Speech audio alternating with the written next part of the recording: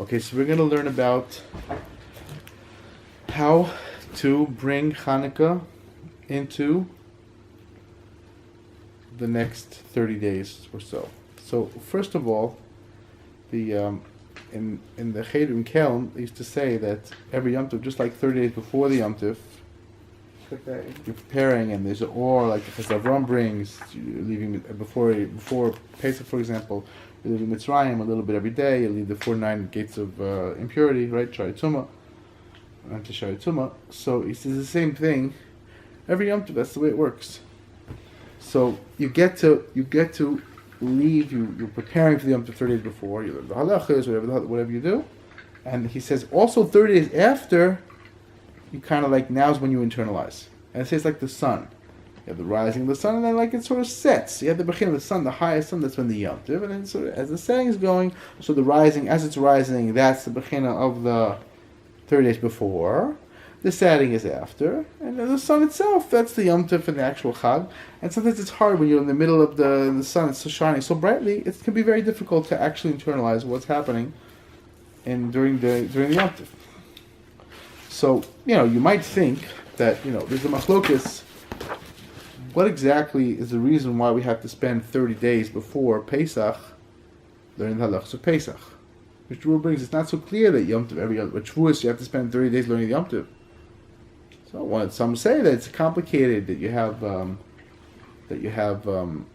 special halachas, the halachas of the Karbanos and Pesach, also a lot of complicated stuff, and plus Yom Tov, plus Chol Hamoed, it's a big, it's a big load. Shavuos, it's not that much. Yom Tov it's a lot, but in Pesach it's like exponent. It's like Yom Tov plus Chol Hamoed plus Pesach and all these different, many complicated things. It's longer than Yom Tov. Pesach it's more complicated than Yom Tov. So it's not so clear, but nevertheless we see in various sources that whether or not you hold it, you need to spend 30 days before. Like it's clear that Chanukah, you're not chayav to spend 30 days before Chanukah learning Chos Chanukah. You can probably finish up Chos Chanukah less time. You probably can start, even Rosh Chodesh Kislev learning really slow. You can probably learn it in a week if you're a little quicker. It's not that much. The halachas aren't that hard. It's not as, Pesach's harder. Pesach's not so easy to learn in a week.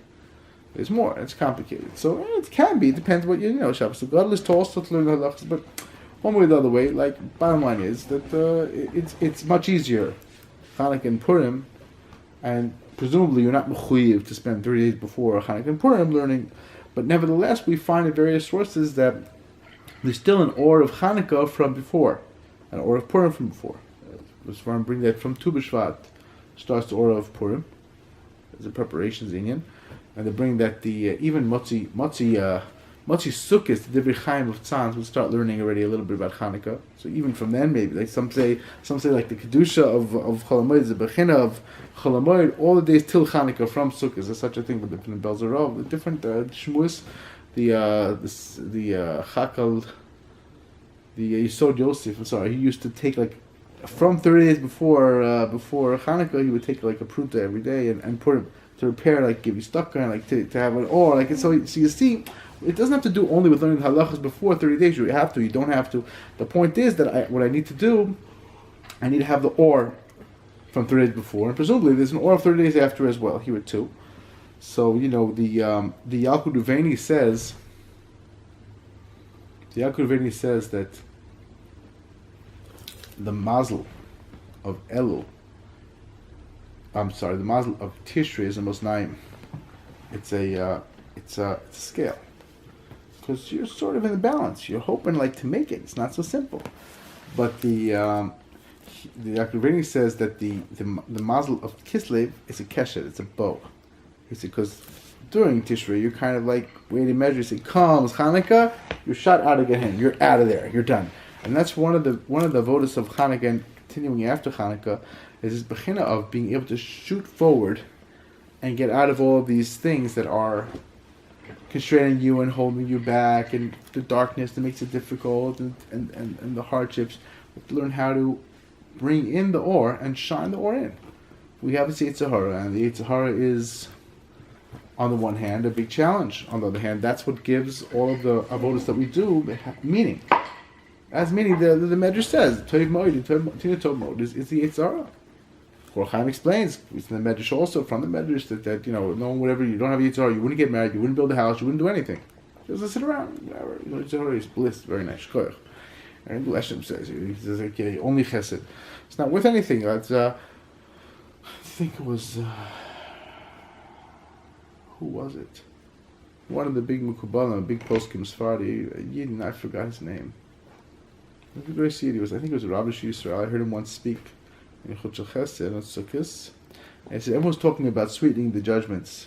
He's like, you think, what do you need to sweeten the judgments? Just, give me just kindness. Like, kindness is what you need judgments.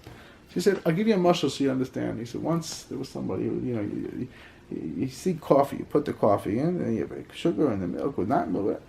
It's exactly right. So you say, it's too bad. Why do you use the bitter coffee and then the sugar in the milk? You just put the milk, the sugar. It's like, it's not going to taste, it's nothing. There's nothing there. You have to put the coffee in to make it, to have like the kind of the tension. It's the same thing. There's a bechina where that's number one. That's the yetzer hara. So the yetzer hara is positive for that reason. And the second thing to realize is the inyan that, the second thing to realize is that, the Mekor Chaim brings that the yetzer hara, also the Zohar says, yetzer hara is like, the king hires somebody to challenge, a lady to challenge his son, the prince. He doesn't want the prince to fail. She doesn't want the prince to fail. The prince doesn't want to fail. He said, you have to just, it's already said it makes, it makes it difficult, and it makes what you do have meaning. It makes what you do have. It gives it its main, the mainstay of what you do. He says that's why he talks about chametz. When you put chametz in bread, it makes it puff up. The main, you don't put chametz in, it makes puff up. He says the same thing. The yetzer hara is what gives the whole chshivas to what you do. Because otherwise, what do you like? It's pretty, yeah. So we have to learn how to deal with this darkness. We can't just ignore it. We have to learn how to harness it and use it properly. He brings from the Zohar that beautiful things. He says that every person, the yetzer hara within them is a bechin of a shin daled. We all have this part of us. It's not such a good part. You have this real monster inside. We all have this monster. So he said, shin daled. Listen, that's a pretty nasty kind of monster. It's a demon. Not good. You have to be zocha. When you zocha to channel it properly, it becomes shakai. You have a dye. You're using it. You're harnessing it, and it's dye enough. We need this, but just to use for good things, not for bad things, not for negative things. And that's a big part again of this bechin of what Chanukah is about. There's like a scale, you're balancing, you're fighting. That's the bechin of Tishrei, like the Yaakov says. Comes Kislev, you have to shoot it out and be able to use things properly and be able to channel things properly. That's the first thing about what this avodah is about. The second thing that I wanted to say, there's a question. This is a very, very, very fascinating. It's very interesting. The Alter of Kelm actually also, it connects to the Parsha also, this idea, which is that the Alter of Kelm says, the Alter of Kelm explains, this is very famous, right? Why is 8 days? You had 1 day worth of oil. Why is it 8 days? So he said, there are lots of mahalchim, lots of one shot. People say because of the milchama, other brings different other places, because of this, because of that, different things. So the Alter of Kelm famously said, it just says teva. Teva is itself also in the gather of a nace. But when I read the Alter of Kelm, I think I did this for my father many years ago. I was very young. It was very inspiring, very beautiful. It's very, very kitzur. But when you read inside the source where it was brought down, so what he's saying there is something very profound, much more profound than I understood then, and I think much more profound than most people understand in this. Because he's saying you have to know that there's two different levels. One level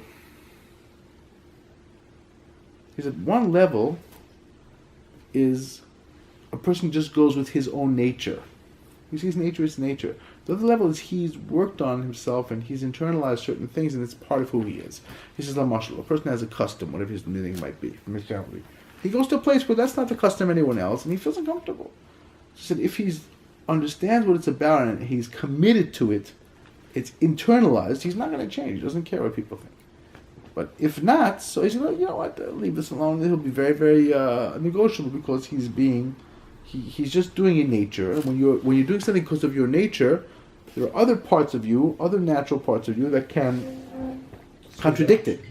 Contradicts it. So he says, yeah, but I'm embarrassed to other people. So you know what? I have this nature. But if it's thought through, if it's clear, if it's internalized, that's what he wants to say. And he says that, he brings the Officer of Nosson.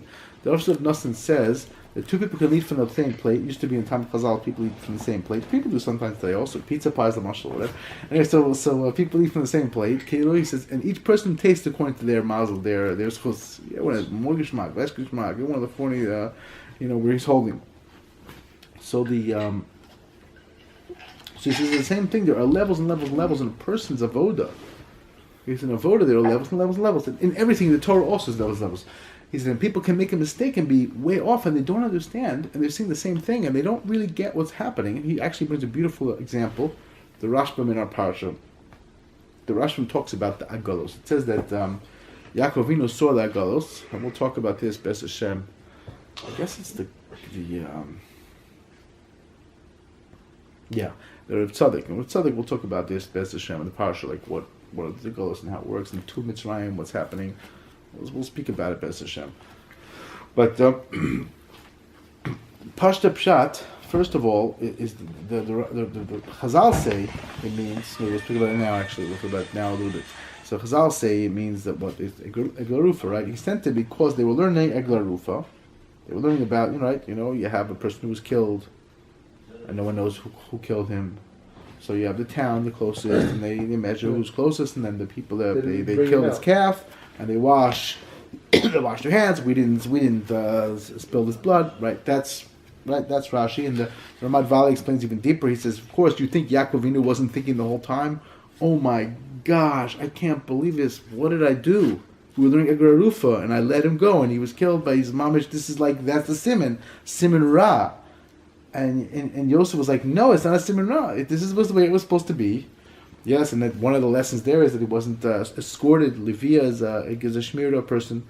It's not clear when you need to do this Livia. Maybe only when he's leaving town, not the person going in the grocery or lives in the same city. You have to walk him. But there's a shmirah that comes up. There's a special kind of protection that happens when you walk someone. So therefore, what that means is that Yosef was saying it wasn't a simcha.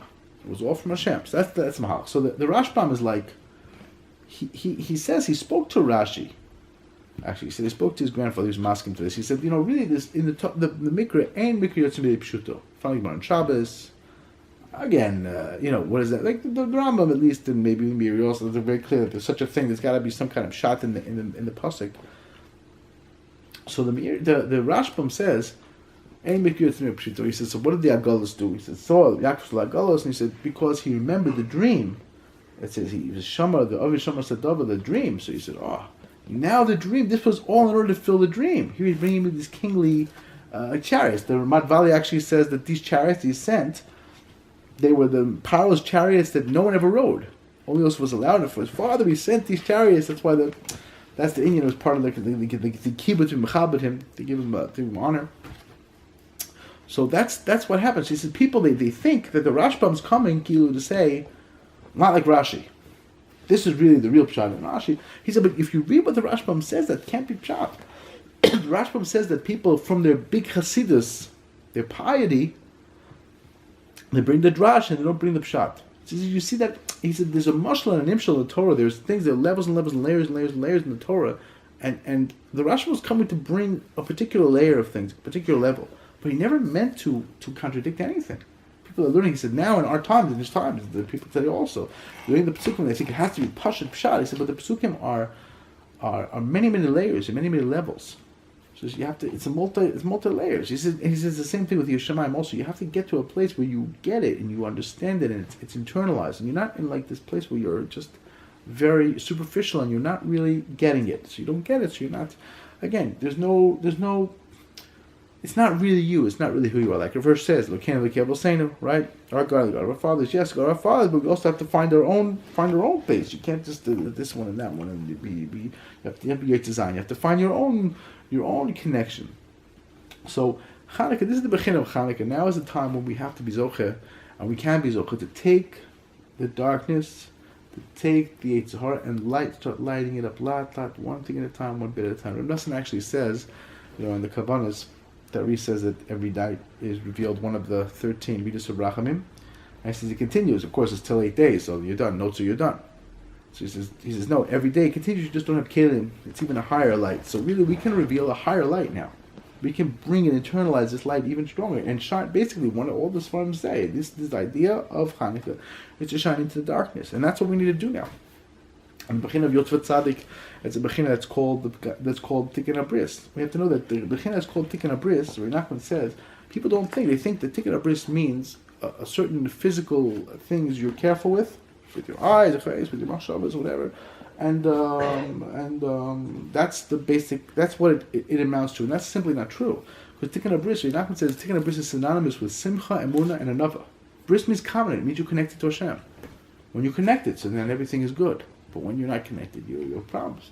So you can't be a person. There was one Rebbetzin friend of my wife. She used to say, her husband's a good friend. I heard it from him actually.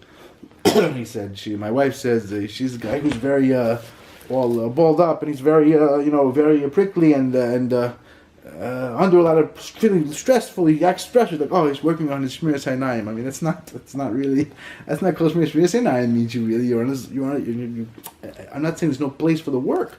But you have to know it's a bechina of you're connected to Hashem. That's the idea. With Hashem, I know that this is damaging, so I'm careful.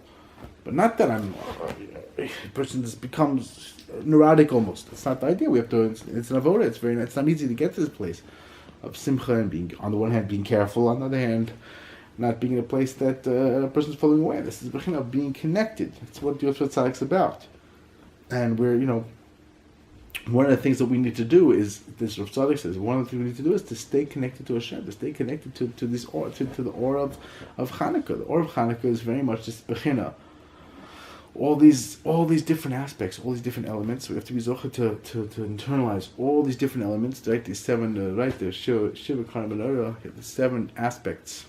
Right, we have seven. We have 2 eyes, 2 ears, 2 nostrils, and a mouth.